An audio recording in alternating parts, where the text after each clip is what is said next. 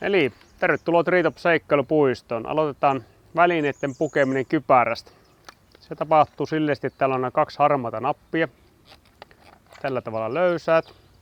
Siinä olet pikkasen varovainen, että et hajota sitä kypärää, jos liian rajusti revit, niin saattaa mennä rikki. Sitten vaan kypärä päähän, pohjaan, otsapiilloon. Ja täältä takaa tipautat tämän remmin alas ja puristat peukalolla yhteen näin. Jos menee liian tiukalle, niin voit tuosta harmasta napaista painaa, niin se löystyy. Kireyttä täytyisi olla sen verran paljon, että se ei tuossa päässä pyöri. Seuraavaksi laitetaan tämä remmi tästä leun alta kiinni. Kireyttä, sormenvälikireys. Ja lopuksi saadaan nämä nipsut tänne korvalehen alle. Näin. Nyt on kypärä päässä.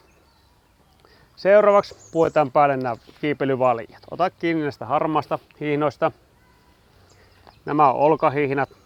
Ota olkahihnat eri käsiin. Ja seuraavaksi nämä vyötärölenkit olkahihnojen kanssa samaan käteen näin. Kun kurkaat tänne sisälle, näet, siellä on 2 jalkalenkkiä. Tässäpä ei oikeastaan muuta ole kuin housujen jalkaan laitto, eli jalat tuolta jalkalenkkien läpi. Tarkista vielä, että nämä jalkalenkit on oikeinpäin. Että joskus käy silleen, että se on ylös alla sitten jalkalenkki ja sittenhän ei auta muu kuin purkaa valjat pois, että ne saa oikeinpäin. Eli housut jalkaan. Tällä tavalla nostat tuota harmaat tänne olkapään päälle.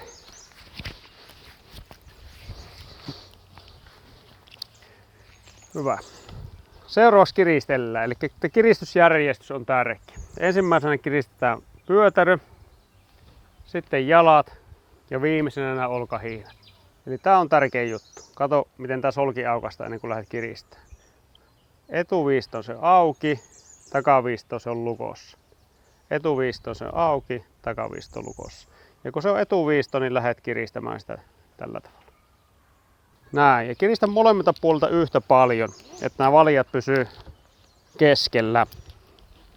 Oikea korkeus on tuolla suoliluun yläpuolella ja kireys on riittävä, kun on sormenvälikireys siten, että nyrki ei mahu väliin. Hyvä. Sitten jalat. Siellä myös sormenvälikireys. Tarkista jalkojen välissä olevat hihnat, että ne on suorassa.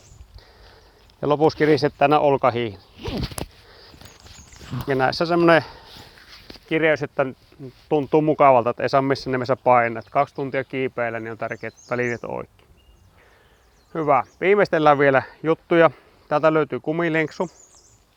Vedä se tällä tavalla taakse, ettei tuo hiinan pää roiku. Se löytyy täältä soljen juuresta. Selän takana on tämmöiset muovikotelot, tyrkätään ne tähän eteen. Nämä vyötärölenkit jää roikkumaan tällä tavalla. Ja viimeisenä sitten täällä on meillä olkahiinoissa myös nämä kumilenkit, niin nostetaan ne tälle ylös, että ei nuo hiinan päät jää roikkumaan. Sitten otetaan nämä lukot tänne koteloihin, niin siinäpä on väline puettu. Valmis. Muistan vielä tarkistaa kaverilta tämmönen juttu, että tää solki on täällä lapaluitten välissä ja tää Eidlerit-merkki, tää logo on täällä keskellä selkää. Silloin on valjat hyvin päällä. Hei, käydään vielä 3 tärkeintä asiaa näistä välineistä. Ensimmäinen on tää, että näitä lukkoja ei saa laittaa maahan. Jos lukot menee maahan, niin voi käydä sillä tavalla, että kun tänne menee roskia, niin ne jumahtaa kiinni silleesti, että et saa kumpakaan lukkoa auki. Sitten oot jumissa tuolla puussa ja en tiedä mitä tehdään. Pian ne aina täällä kotelossa, kun liikut maassa. Toinen tärkeä asia on se, että tänne lukkojen sisään ei saa ikinä laittaa sormea.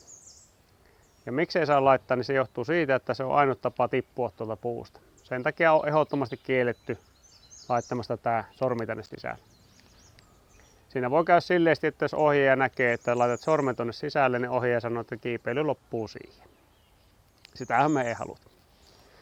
Ja 3. tärkeä asia on se, että nämä lukot toimii sillä tavalla, että vain toinen lukko avautuu. Silloin kun avaat toisen lukon, toinen lukko menee lukkoon, ne ei avaudu yhtä aikaa. Ja lukot toimii hyvin silloin, kun tämä vihreä reuna on tässä keskellä. Täällä menee vaijeri lukosta lukkoon. Ja silloin kun tämä vihreiden on kesken, ne lukot toimii. Mutta jos kierität sitä tällä tavalla kierteelle, se vairi lyhenee ja lopulta käy sillä tavalla, että kumpikaan lukko ei avaudu. Eli näin. Tarkistan vielä semmonen homma, että tämä hihna on tässä suorassa. Tämä solki on tällä tavalla. Logo on vasemmalla puolella, vihreät reunat keskellä ja lukot on ulospäin, niin silloin on kaikki kondiksessa. Ja tuosta suojata ne tonne koteloon. Joo, hei, käydään seuraavaksi tärkeimmät kiipeilyyn liittyvät turvallisuusasiat läpi. Ensimmäinen asia, mikä pitää muistaa, on se, että laitetaan itsemme kiinni ennen kuin lähdetään kiipeilemään. Ratojen alussa on tämmöiset ohjeet, jos et nyt muista mitä neuvon, niin siitä voit luntata mitä pitää tehdä. Ensimmäisenä vedetään nämä lukot alas. Niitä ei saa lähteä kiipeilemään hakemaan, ne tulee ihan tälleen vetämällä alas. Tämä systeemi toimii niin kuin auton turvavyö. Jos tipaat, niin se nappaa kiinni. Eikä liiku minnekään ennen kuin vähän löysät ja sitten se taas. Tämä lukko toimii silleen, että alapuolta vipuu ylös, peukalo tuohon punaiselle, näin, ja sitten tuolta lukko tänne harmaaseen metallilenkkiin navan kohdalle kiinni. Sitten otetaan lukko auki, tai jos sulla on toinen lukko auki, niin aloita sillä avonaisella lukolla. Laita se tänne oranssiin kasiin kiinni, vedä alaspäin. Jos se tälleen valuu, niin voit vähän yläpuolta ottaa kiinni, että se nappaa tulee kliksahtaa auki tai kiinni. Sitten kun toinen lukko on kiinni, niin tämä toinen lukko avautuu. Näin. Hyvä. Sitten kun olet kolmesta kohdasta kiinni, niin voit lähteä kiipeilemään. Tässä kiipeilyssä on tärkeää, että otat täällä tikkaassa kiinni normaalisti kahdella kädellä ja näin. Systeemi tuntuu liian jäykältä, niin voit vähän kädellä tuosta auttaa tai kaveri voi auttaa siinä nousuyhteydessä. Otetaan samassa järjestyksessä auki, eli tuolta navan kohdalta lukko auki. Ja nyt kun ollaan vasemmalla päin menossa, niin otetaan tuon vasemmanpuoleinen lukko. Aloitellaan sillä. Tällä tavalla. Joo, eli näillä lavoilla saa seistä 2 aikuista, tai aikuinen ja 2 lasta tai 3 lasta kerrallaan. Ja tämmöisellä puun välillä niin mennään yksitellen.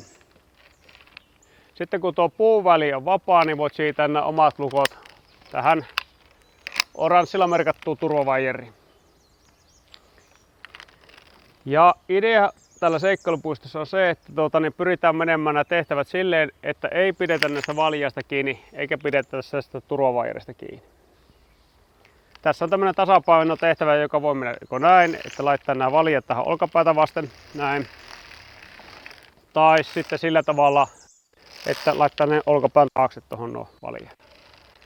Ja tasapainoelin toimii täällä korvassa, niin kannattaa katsella eteenpäin ja välttää sitä alaspäin katselua, niin silloin se toimii paremmin.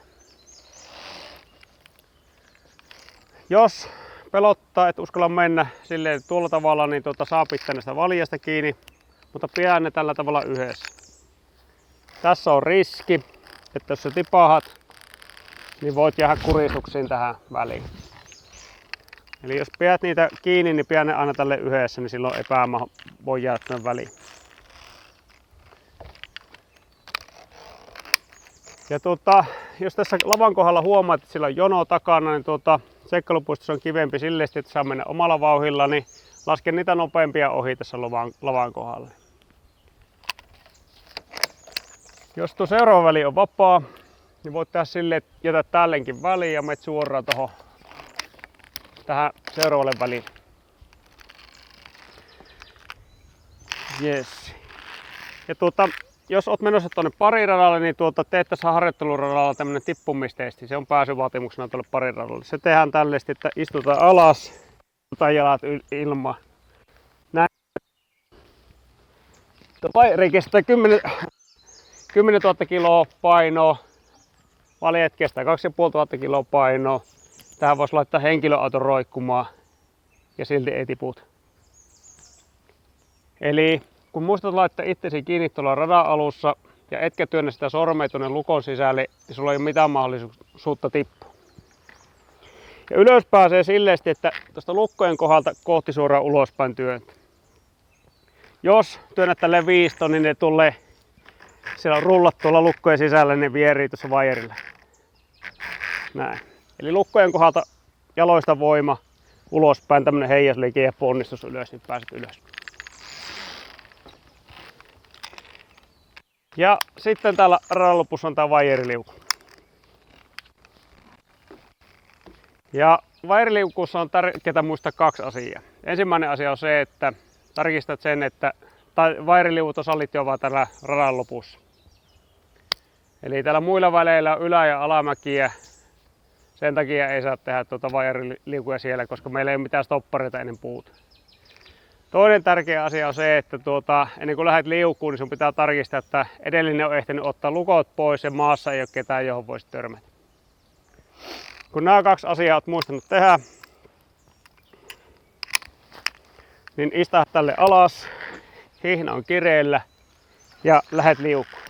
Ja muistat hymyillä. Hyvä. Radan lopussa kun avaat tämän lukon, niin toinen lukkohan menee silloin lukkoon, se ei avaudu. Hännät täällä vaijerin päät, otat vaijerin päästä kiinni ja vedät ulospäin, niin saat lukon kiinni. Suojata lukko tonne koteloon ja saat ton toisen lukon auki. Ja sitten toinen lukko kiinni. Ei muuta.